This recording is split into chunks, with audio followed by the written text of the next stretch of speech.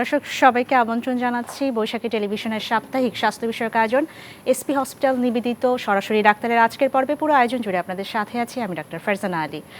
ত্বক অত্যন্ত সংবেদনশীল একটি অঙ্গ, কিন্তু সচেতনতার অভাবে আমরা অনেক সময় ত্বকের বিভিন্ন রকমের সমস্যায় ভুগি। কিন্তু একটু সচেতনতা এবং সঠিক সময়ে রোগ নির্ণয়ের মাধ্যমে ত্বকের বিভিন্ন সমস্যারও আমরা সমাধান করতে পারি। দর্শক, আজ আমরা কথা বলবো ত্বকের বিভিন্ন সমস্যা ও সমাধান নিয়ে। আর এই বিষয়ে আলোচনায় আমাদের সাথে স্টুডিওতে উপস্থিত হয়েছেন একজন বিশেষজ্ঞ চিকিৎসক, চর্ম অ্যালার্জি যৌনরোগ বিশেষজ্ঞ ও ডার্মাটোসার্জন ডাক্তার মোহাম্মদ নাজমুল করিম মানিক, সাবেক কনসালটেন্ট চর্ম ও যৌনরোগ বিভাগ, কেন্দ্রীয় পুলিশ হাসপাতাল রাজারবাগ ঢাকা, সাবেক অতিরিক্ত পরিচালক হাসপাতাল বাংলাদেশ মেডিকেল ইউনিভার্সিটি ঢাকা। দর্শক, এই মুহূর্তে আমাদের আয়োজনটি সরাসরি সম্প্রচারিত হচ্ছে। আপনারা আমাদের সাথে এই আলোচনায় সম্পৃক্ত হতে পারেন স্ক্রলে দেখানো নম্বরে ফোন করে প্রশ্ন করার মাধ্যমে এবং জেনে নিতে পারেন বিশেষজ্ঞ চিকিৎসকের পরামর্শ। স্যার, আমন্ত্রণ জানাচ্ছি আমাদের আজকের পর্বে। কেমন আছেন? ভালো আছি, ধন্যবাদ আপনাকে এবং দর্শকবৃন্দকে আজকের এই অনুষ্ঠানে উপস্থিত হওয়ার জন্য এবং আপনাদের সামনে কিছু কথা বলার জন্য। স্যার, ত্বক নিয়ে তো বিভিন্ন সময় কিন্তু বিভিন্ন বয়সের মানুষের বিভিন্ন প্রশ্ন থাকে। একটু জানতে চাই যে ত্বকের বিভিন্ন রকমের সমস্যার মধ্যে কি ধরনের সমস্যাগুলো বেশি আপনাদের কাছে নিয়ে আসে রোগীরা? ধন্যবাদ আপনাকে। ত্বক আমাদের সবচেয়ে বড় অর্গান, অর্থাৎ আমাদের পুরো শরীরের 6 ভাগের 1 ভাগই হলো ত্বক। এখন বর্ষাকালে আবহাওয়াটা এবার যেমন গরম তেমনি ভ্যাপসা এবং মাঝে মাঝে স্যাঁতসেঁতে। এর ফলে বেশ কিছু রোগ খুব বেশি দেখা যাচ্ছে এবং আমাদের কাছে সবচেয়ে বেশি যে রোগটা নিয়ে ইদানিং হাজির হচ্ছে সেটা হলো স্ক্যাবিস বা খোসপাচরা। খোসপাচরা এক ধরনের ছোট্ট পরজীবী যেটা ত্বকের ভিতরে ঢুকে যায় এবং সেখানেই তারা ডিম পাড়ে, মলত্যাগ করে। এই মলে আমাদের অ্যালার্জি থাকে, ফলে যে রোগী আক্রান্ত হয় তার সারা শরীর চুলকাতে থাকে এবং এটা এত ছোঁয়াচে বা সংক্রামক যে ঘরের একজন যদি এই রোগটায় আক্রান্ত হয় তখন দেখা যায় যে ঘরের অন্যান্য সদস্যরাও এই তাৎক্ষণিকভাবে এই রোগটায় সংক্রামিত হচ্ছে। এবং প্রথম দিকে আমরা অবহেলা করি, চিকিৎসা নেই না, অর্থাৎ ফার্মেসি থেকে গিয়ে বলি যে এরকম চুলকাচ্ছে। ফার্মেসিওয়ালা কী করেন, সামান্য একটা অ্যালার্জির ওষুধ দিয়ে দেন। যখনই রোগটা একটু বেশি গাঢ় হয়ে যায় তখন আমাদের কাছে আসে এবং আমরা তখন দেখি যে ঘরের যত সদস্য আছে প্রায় সব সদস্যেরই চুলকানি থাকে এবং এই রোগটার চুলকানি বিশেষ করে রাতে হয়। তো রোগটা যদি আমরা সাথে সাথে চিকিৎসা করি রোগটা ভালো হয়ে যেতে পারে, কিন্তু যদি চিকিৎসা না করি এর একটা জটিলতা আছে। এই স্ক্যাবিস থেকে কিডনি সংক্রামিত হতে পারে এবং কিডনি, বিশেষ করে বাচ্চারা, তারা গ্লোমেরুলোনেফ্রাইটিস, এই রোগটা একটা জটিল রোগ, এই ধরনের জটিল সমস্যায় আক্রান্ত হতে পারে। এই জন্য স্ক্যাবিস বা খোসপাচরা হলে আমরা তাৎক্ষণিকভাবেই চিকিৎসকের পরামর্শ নেব এবং চিকিৎসককে ঘরের সবার কে আক্রান্ত হয়েছে সবটাই খুলে বলতে হবে। আর না হলে চিকিৎসক দেখা যাবে যে ওই রোগীকেই চিকিৎসা দিয়েছেন, রোগী বাসায় গেলে ভালো হলো, অন্যরা যারা আক্রান্ত তাদের থেকে আবার সে আক্রান্ত হতে পারে। এই জন্য স্ক্যাবিসের সবার চিকিৎসা করা উচিত এবং স্ক্যাবিসটা যেহেতু আগেই বলেছি যে এটা খুব সংক্রামক এবং ছোঁয়াচে, যেখানে ঘনবসতি সেখানে এই রোগটার প্রভাব বেশি। বিশেষ করে স্কুল, মাদ্রাসা, যেখানে অনেক বেশি লোক এক জায়গায় থাকে, একজনের হলে অন্যদেরও আক্রান্ত হওয়ার সম্ভাবনা খুবই বেশি। এই জন্য স্ক্যাবিস বা খোসপাচরাকে অবহেলা না করে এই রোগে আক্রান্ত হলে তাৎক্ষণিকভাবে আমাদের চিকিৎসকের শরণাপন্ন হওয়া উচিত। স্যার, স্ক্যাবিস রোগের কথা কিন্তু আপনি বলছিলেন যে আক্রান্ত হলে চিকিৎসকের শরণাপন্ন হওয়ার কথা। অনেক সময় কিন্তু দেখা যায় স্ক্যাবিস রোগ অর্থাৎ খোঁচপাচড়ায় যারা আক্রান্ত হচ্ছে চিকিৎসা গ্রহণ করার পরও আবারও পুনরায় হচ্ছে, এর পেছনে আসলে কারণ কি? এর পিছনে যে কারণটা সবচেয়ে বেশি, যে আমাদের শহরে যারা বসবাস করি আমাদের এখানে বেশি জায়গা বা খোলামেলা বাসা বাড়ি খোলামেলা না, অর্থাৎ ছোট 2 রুমের বাসা বা 3 রুমের বাসা এবং এই অল্প পরিসরে আমরা বেশি মানুষ বসবাস করি। এছাড়া ঢাকায় সবচেয়ে বেশি হোস্টেল, মাদ্রাসা, এগুলো যেখানে অনেক বেশি জনসংখ্যা। তো যেহেতু বলেছি যে এই রোগটা সংক্রামক, কাজেই অনেকগুলো মানুষ কাছাকাছি আসা পড়ে। যত কাছাকাছি থাকবে এবং যত ঘনভাবে থাকবে তত রোগটা একজনের থেকে আরেকজনের মধ্যে সংক্রামিত হবে। ফলে এই রোগটা চিকিৎসা করে ভালো না হলে খুব দ্রুত অন্যান্যদেরকে সংক্রামিত করে এবং এই সংক্রামিত যেন না করে সেই জন্য যখনই আক্রান্ত হবে তাকে তাৎক্ষণিকভাবে চিকিৎসকের কাছে এনে চিকিৎসা নেওয়া উচিত। চিকিৎসা নেওয়ার কোনো বিকল্প নেই এবং চিকিৎসা নিলেও তারা যেন এই চিকিৎসাটা নিয়মিত নিতে থাকে এবং সেই বিষয়টা খেয়াল রাখতে হবে, সচেতন হতে হবে। স্যার, এই খোঁজপাত্রার সমস্যা ছাড়াও আরেকটা সমস্যা দেখা যায়, সেটা হচ্ছে ছত্রাকের, ত্বকের বিভিন্ন রকমের ছত্রাকের সমস্যা নিয়ে কিন্তু রোগীরা আসেন। এই বিষয়টা নিয়ে একটু জানতে চাই যে ছত্রাকের সমস্যা নিয়ে রোগীরা যখন ভোগেন করণীয় কি? ধন্যবাদ আপনাকে। এই যে একটু আগেই আমি বলছি, বর্ষাকালটা শুধুই বর্ষাকাল না, এবার দেখা যাচ্ছে একদিকে যেমন গরম তেমনি ভ্যাপসা আবহাওয়া। ছত্রাকটা হলো ভ্যাপসা বা স্যাঁতস্যাঁতে আবহাওয়াতেই ছত্রাকের সংক্রমণ হয়। আপনারা দেখবেন যে বিভিন্ন ক্ষেতে খামারে বা ইসে ব্যাঙের ছাতা, ছত্রাকও এক ধরনের ওই রকম রোগ, যেটা স্যাঁতস্যাঁতে আবহাওয়ায় হয়। আমরা অনেক জামা কাপড় পরতে হয় এবং কাপড় চোপড় বেশি পরাই, আবার যে গরম, মাঝে মধ্যে বৃষ্টি হচ্ছে, স্যাঁতস্যাঁতে আবহাওয়া, এই কারণে শরীরের যেসব ভাঁজে ঘাম জমে থাকে বা ভিজা থাকে সেই সব এলাকায় ছত্রাকের সংক্রমণ হয়। ছত্রাক আবার বিভিন্ন জায়গা অনুপাতে এটার নামও আবার সেইভাবে হয়। যেমন মাথায় ছত্রাকের সংক্রমণ হতে পারে, শরীরে হতে পারে, তারপরে বিভিন্ন ভাঁজ যেসব অঙ্গ সেই সব জায়গায় যেহেতু ঘাম জমে থাকে সেই সব এলাকায়ও ছত্রাক সংক্রমণ হতে পারে। এটাকে আমরা বাংলায় যারা কথ্য ভাষায় বলি দাউদ, বা যেটা আমরা লেখাপড়ায় ব্যবহার করি দাঁত, আর আমরা যেটা চিকিৎসা বিজ্ঞানের ভাষা সেটা হলো টিনিয়া। টিনিয়া যদি মাথায় হয় ক্যাপিটিস, শরীরে হলে কর্পোরিস, নখে যদি হয় আঙ্গুইয়াম, আর ভাঁজের মধ্যে যদি হয় টিনিয়া ক্রুরিস। তো এই যে ছত্রাকগুলো বিভিন্ন জায়গায় হওয়ার ফলে মানুষ অনেক সমস্যার মধ্যে পড়ে। আর প্রথম দিকে আমরা কি করি, যে সামান্য চুলকাচ্ছে, ফার্মেসিতে গিয়ে বলি যে আমার শরীরের ভাঁজে চুলকাচ্ছে অথবা শরীরে একটু দাঁত হয়েছে, দেখা যায় যে ওই একটা মলম দোকান থেকে দিয়ে দিল, আমরা ওটা কয়েকদিন লাগালাম। কিন্তু এর ফল হচ্ছে কি, যেই ছত্রাক আজ থেকে 10-15 বছর আগে শুধু মলম লাগালেই ভালো হয়ে যেত, এখন সেখানে 1 মাস 2 মাস একাধারে ওষুধ খাওয়ার পরেও আবার ফিরে আসে। এবং মানুষজন এত বেশি এটার প্রতি তখন বীতশ্রদ্ধ হয়ে যায় যে অনেকে তখন চিকিৎসাও নিতে চায় না। কিন্তু যত বেশি এটাকে অবহেলা করবে তত বেশি এটার সংক্রমণটা বেড়ে যাবে। এবং ছত্রাক যেহেতু সবচেয়ে বাইরের দিকে থাকে, সে চামড়ার উপর খেয়ে আরও বিস্তৃত হতে থাকে, মনে হয় যেন একটা মানচিত্রের মতো এলাকা ছত্রাকের সংক্রমণ। এই জন্য ছত্রাক আক্রান্ত হলে বা দাউদ যেটাকেই আমি যাই বলি, এটা আক্রান্ত হলে আমাদের চিকিৎসকের পরামর্শ নিয়ে ভালো হওয়া পর্যন্ত চিকিৎসা নিতে হবে। মাঝপথে এটার চিকিৎসা ছেড়ে দেওয়া যাবে না। ছত্রাকের যে চিকিৎসা, সেটা দীর্ঘমেয়াদী চিকিৎসা গ্রহণ করা থাকলেও সেক্ষেত্রে রোগীরা অনেক সময় দেখা যায় যে চিকিৎসাটা কিছুদিন নিয়ে, যেহেতু দীর্ঘ সময় দিতে হচ্ছে, কিছুদিন নিয়ে আবার বন্ধ করে দেয়। এবং অনেক সময় দেখা যায় যে এই ছত্রাকের ইনফেকশন যখন হচ্ছে, রোগীরা নিজ থেকে বিভিন্ন রকমের স্টেরয়েড অয়েন্টমেন্ট যেগুলো পাওয়া যায় বাজারের থেকে নিয়ে তারা ব্যবহার করছে। এই বিষয়গুলো থেকে আসলে কী ধরনের সমস্যা বা জটিলতা সৃষ্টি হতে পারে? ধন্যবাদ আপনাকে। ছত্রাকের সংক্রমণের হলে যদি আমরা নিশ্চিত হই যে এটা ছত্রাকের সংক্রমণ, তখন সেই ছত্রাকের বা দাউদের চিকিৎসা সম্পূর্ণভাবে নিতে হবে। সেটা ভালো না হওয়া পর্যন্ত মাঝপথে চিকিৎসা ছেড়ে দেওয়া যাবে না।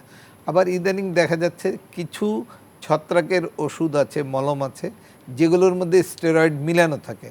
স্টেরয়েড মিলানো ওষুধগুলো দিলে তাৎক্ষণিক একটা সাময়িক উপকার পাওয়া যায় এবং মানুষ স্বস্তি বোধ করে। এই ধরনের ওষুধ ব্যবহার মোটেও করা উচিত না, কারণ এর ফলে হবে কি, পরবর্তীতে যখন আবার ছত্রাকের সংক্রমণ হবে জিনিসটা আরও বেড়ে যাবে এবং সেটা চিকিৎসায় নিরাময়যোগ্য নয়। এবং এই জন্যই ছত্রাকের সংক্রমণ হলে আমরা তাৎক্ষণিকভাবে চিকিৎসকের শরণাপন্ন হব। আর ছত্রাক একটু আগেই বললেন যে এটা বারে বারে হচ্ছে, বারে বারে হয়, এটাকে জেন্টলম্যান ডিজিজ বলা হয়, অর্থাৎ ভদ্রলোকের রোগ। ভদ্রলোকরা আমরা যারা বেশি কাপড় চোপড় পরি তাদেরই এই রোগটা বেশি হয়, কারণ কাপড় চোপড় বেশি পরে থাকার ফলে ঘেমে যায় এবং এই ঘাম জমে থাকার ফলেই ছত্রাকের সংক্রমণ হয়। স্যার, এই আমরা ছত্রাক রোগটি নিয়ে জানলাম যে ত্বকের ছত্রাকের ইনফেকশন হলে করণীয় কি, স্ক্যাবিস বা এই সমস্যাগুলো হলে, খোঁজপাত্রা হলে কি করণীয়। এছাড়াও আরেকটি রোগ দেখা যায়, সেই রোগটি হচ্ছে সোরিয়াসিস। সোরিয়াসিস রোগটি নিয়ে একটু জানতে চাই যে ত্বকে সোরিয়াসিস নিয়ে যখন ভুগে রোগীরা করণীয় কি? সোরিয়াসিস এক ধরনের জটিল এবং দীর্ঘমেয়াদী রোগ। এই রোগে আক্রান্ত হলে সহজে ভালো হয় না, এই জন্য রোগীরাও অনেক সময় চিকিৎসা নিতেই অনীহা বোধ করে। সোরিয়াসিস হলো আমরা আমাদের যে ত্বক, আপনারা দেখবেন যে গোসল যখন আমরা করি বা ত্বকে আমরা কিছু দিয়ে ডলা দিই, দেখা যাচ্ছে বাইরের থেকে এক ধরনের মরা চামড়া উঠে যেতে থাকে।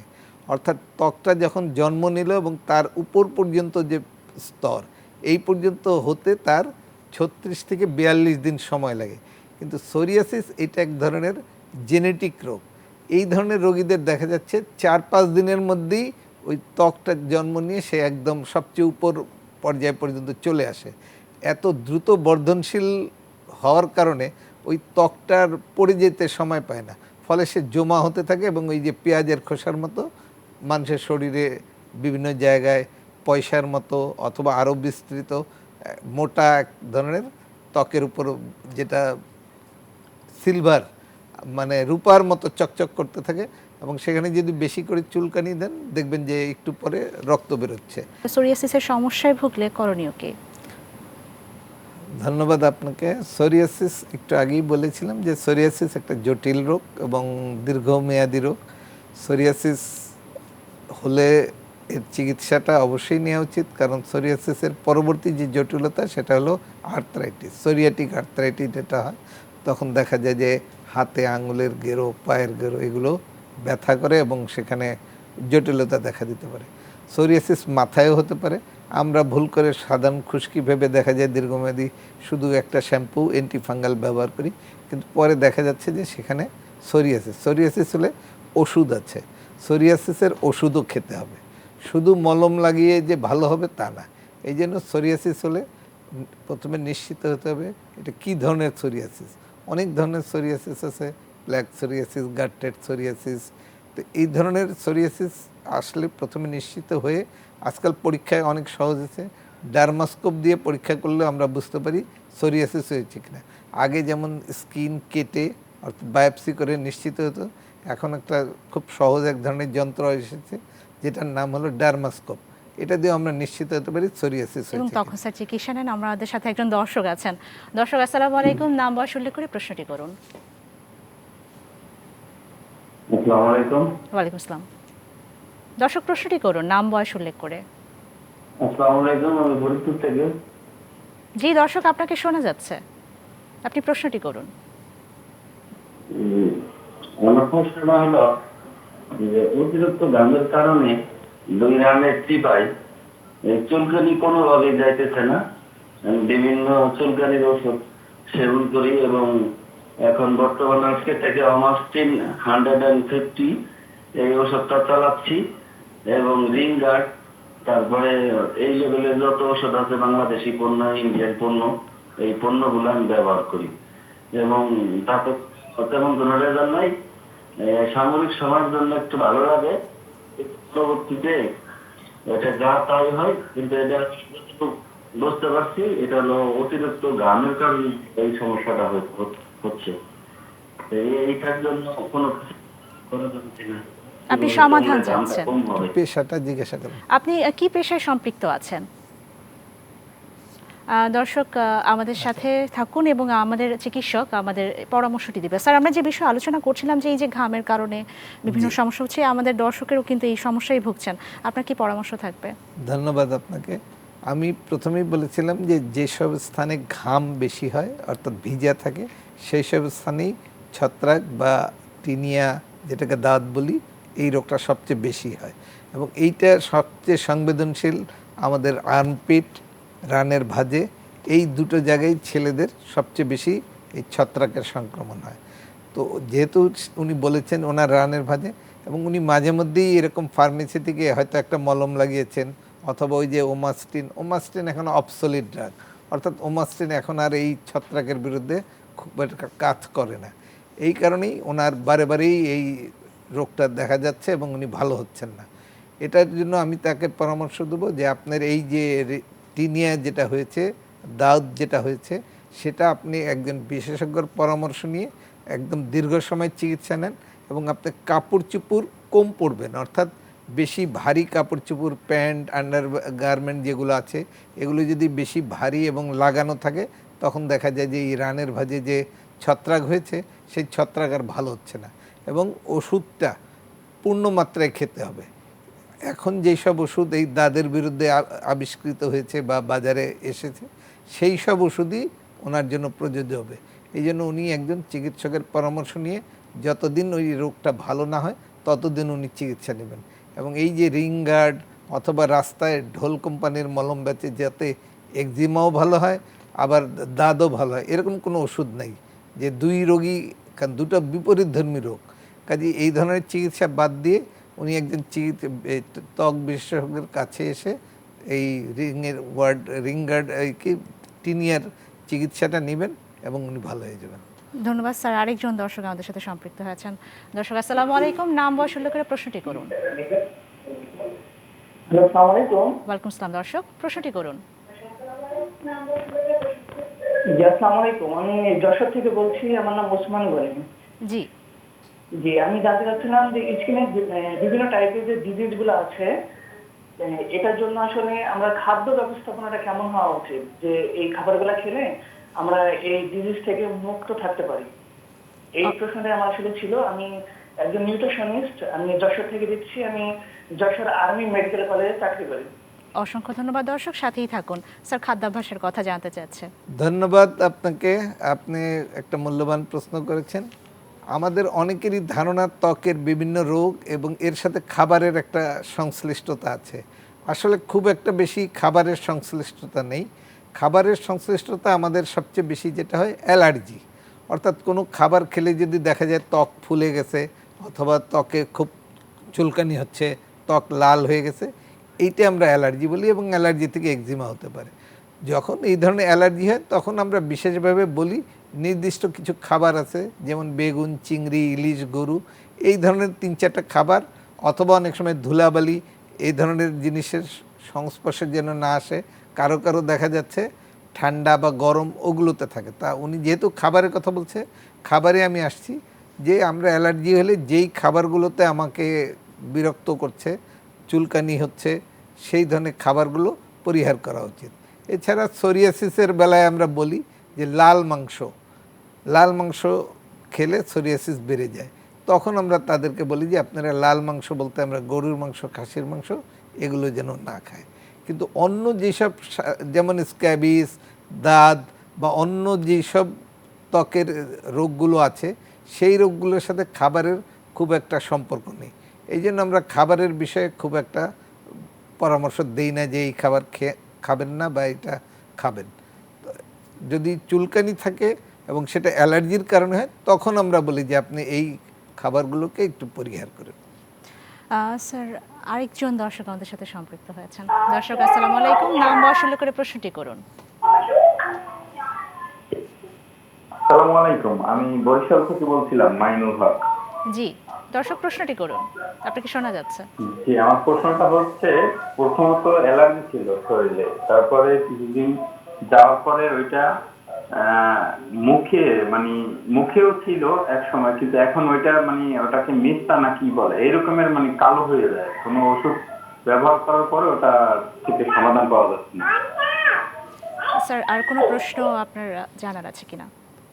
উনি প্রথমে বলেছেন যে অ্যালার্জি যদি কিছু কারণে হয়ে থাকে, মুখে অনেক কারণেই হতে পারে, রোদের আলোতে হতে পারে, সূর্যালোকে, চুলার পাড়ে যে গরম সেটার কারণে হতে পারে, অথবা খাবার কারণে, যেটাই হোক, উনি অ্যালার্জিক খাবারগুলো পরিহার করলে যদি দেখা যায় ভালো হচ্ছেন, তাহলে যথেষ্ট যে হ্যাঁ আপনি এইটা থেকে। আর এরপরে যেটা বলছেন মেস্তা, যেটাকে আমরা ডাক্তারি ভাষায় মেলাজমা বা ক্লোয়াজমা বলি, এটা একটা জটিল রোগ। এই রোগটা যদি যাদের হয়, এটা সাধারণত হরমোনাল কারণে হয়, বিশেষ করে মহিলারা বেশি ভুগে থাকেন, পুরুষদেরও হয়। এটা যখন হয়ে থাকে, তারপরে যদি আমরা আবার সূর্যের আলোতে বেশি বের হই বা মহিলারা চুলার পারে বেশি যাই, তখন দেখা যাচ্ছে ওই মেলাজমাটা আরও গাঢ় হয়ে গেছে এবং আরও জটিল আকার ধারণ করছে। এবং এটা একটা মানুষকে বিব্রত করার রোগ, বিশেষ করে মহিলাদের, যে তাদের মুখে যখন মেস্তা হয় তারা খুবই হীনমন্যতায় ভোগে, সংকোচ বোধ করে, কোথাও বের হতে চায় না। তো মেলাজমা আবার সাধারণ কোনো ওষুধে সহজে ভালো হয় না। আমরা হইলেই তাৎক্ষণিকভাবে বাংলাদেশের একটা ওই ক্রিম প্রচলিত আছে, ফেয়ার অ্যান্ড লাভলি, এটা দিলেই নাকি মেস্তা ভালো হয়ে যায়। ফলে সবাই, অর্থাৎ কিশোর বয়সের মেয়েরা, আমার মনে হয় 80 থেকে 90 জন এই ক্রিমটা ব্যবহার করে থাকেন, মনে করেন যে এটা দিলে বোধহয়, কিন্তু আসলে ওইটাতে মেলাজমা যায় না। মেলাজমার জন্য প্রকৃত চিকিৎসা নিতে হবে, এবং এই চিকিৎসাটার ইদানিং ওষুধের সাথে সাথে কিছু কাজও আছে, যেই কাজগুলোও করতে হয়, তারপরেও এই রোগটা শতভাগ নির্মূল করা যায় না। এই জন্য মানে সাহস না হারিয়ে চিকিৎসকের কাছে আসবেন এবং পরামর্শ নিয়ে কিভাবে এই মেস্তা বা মেলাজমা দূর করতে পারেন সেই চিকিৎসা যদি নেন, তাইলে উনি ভালো থাকতে পারবেন। মানে মেস্তার সমস্যা থাকলেও ক্রিম না ব্যবহার করে অবশ্যই একজন ত্বক বিশেষজ্ঞের শরণাপন্ন ত্বক হতে হবে। বিষয়ে পরামর্শ নিলে যে আপনাকে ওষুধের সাথে সাথে কিছু কাজও আছে, যেমন কেমিক্যাল পিলিং আছে, তারপরে কার্বন লেজার আছে, তারপরে মাইক্রো নিডলিং আছে, এই সব মাইক্রোডার্মাব্রেশন আছে। এই সব কাজগুলো সাথে সাথে যদি করা যায়, তাহলে দেখা যায় যে মেলাজমা থেকে সে রক্ষা পেতে পারে। এছাড়া মেয়েদের কিছু সময় আছে, যেমন যখন সে গর্ভবতী হয় অথবা যারা পিল খায়, তাদের হরমোনাল কারণেও দেখা যায় মেলাজমা হচ্ছে। ছেলেরা যারা রোদে বেশি কাজ করে অথবা পারিবারিকভাবেই যারা একটু হরমোনাল প্রভাবটা যাদের বেশি থাকে, দেখা যায় তাদেরও এই মেলাজমা দেখা যেতে পারে। ফলে তারা প্রকৃত চিকিৎসাটাই নিতে হবে এবং দীর্ঘদিন চিকিৎসা নিয়ে তাদের ভালো থাকতে হবে। স্বল্প সময় নিলাম আর ভালো হয়ে গেলাম, এই মেলাজমা কিন্তু সেই ধরনের রোগ না। স্যার, আমাদের সময় স্বল্পতা আছে এবং আমি আরেকটি রোগ নিয়ে সংক্ষিপ্তভাবে জানতে চাই যে একদমই বয়ঃসন্ধি কাল থেকে অনেক বাচ্চারাই, বিশেষ করে কিশোরীরা, ত্বকে ব্রণ এবং পরবর্তীতেও কিন্তু একনি সমস্যা নিয়ে অনেকেই ভোগেন। ব্রণের সমস্যা আসলে কি করবে? আমাদের প্রত্যেকেরই আমরা জানি যে সিবাসিয়াস গ্ল্যান্ড এটা মুখে থাকে, মাথায় থাকে, শরীরের অন্যান্য জায়গায়ও থাকে। মুখের এটা যদি কোনো কারণে প্রদাহ হয়, তখন দেখা যাচ্ছে যে প্রথমে দানা দানা উঠে, তারপরে কারোটা পেকে যায়, কারোটা শুধু চাপ দিলে কষের মতো বের হয় এবং পুরো মুখ ভরেও যেতে পারে। আর এই সময় বাচ্চারা কি করে, মাদের যে কসমেটিক্স আছে সেগুলো বেশি ব্যবহার করে এবং ওই কসমেটিক্সের কারণেও মুখে ব্রণ ভরে যেতে পারে। এটা বয়ঃসন্ধিকালে, তখন যখন পিরিয়ড শুরু হয়, সেই পিরিয়ড শুরুর সময় থেকে এই অ্যাকনি বা ব্রণ এটা দেখা যেতে পারে। তো এই জন্য এই অ্যাকনি বা ব্রণ এটা হলে মানুষের মুখের মধ্যে গর্ত, উঁচু নিচু, মুখের আকৃতি বা চেহারা সৌন্দর্য নষ্ট হতে পারে। এই জন্য অনেকেই মনে করে এটাকে বয়সের একটা ছাপ, বয়সের একটা কারণ, আর অনেকে মনে করে এটা অ্যালার্জি। আসলে এগুলো কিছুই না, এটা একটা রোগ। এই রোগের প্রকৃত চিকিৎসা করা উচিত এবং শুরু থেকেই যদি চিকিৎসা নেয়, তাহলে এই ব্রণ বা অ্যাকনি থেকে আমরা মুক্ত থাকতে পারবো এবং এটা যখনই দেখা যাবে তখনই এসে এটার যে চিকিৎসা, সেই চিকিৎসাটা নিতে হবে। তাহলে ব্রণ, যেটা মানুষকে বিশেষ করে অ্যাডোলেসেন্ট গার্ল বা তরুণীদেরকে সবচেয়ে বেশি বিব্রত করে, তারা এই সংকট থেকে মুক্তি থাকতে পারবে। স্যার, আপনাকে অসংখ্য ধন্যবাদ আপনার মূল্যবান তথ্য এবং পরামর্শ প্রদানের জন্য এবং আমাদের সাথে সম্পৃক্ত হওয়ার জন্য। ধন্যবাদ আপনাকে এবং দর্শকবৃন্দকে। দর্শক, কথা বলছিলাম ত্বকের বিভিন্ন সমস্যার সমাধান নিয়ে। আশা করি আজকের পর্ব থেকে আপনারা সবাই গুরুত্বপূর্ণ তথ্য এবং পরামর্শ পেয়েছেন। আপনাদের সবার সুস্বাস্থ্য কামনা করে শেষ করছি আমাদের আজকের পর্ব। সবাই ভালো থাকুন, সুস্থ থাকুন, বৈশাখী টিভির সাথেই থাকুন। ধন্যবাদ সবাইকে।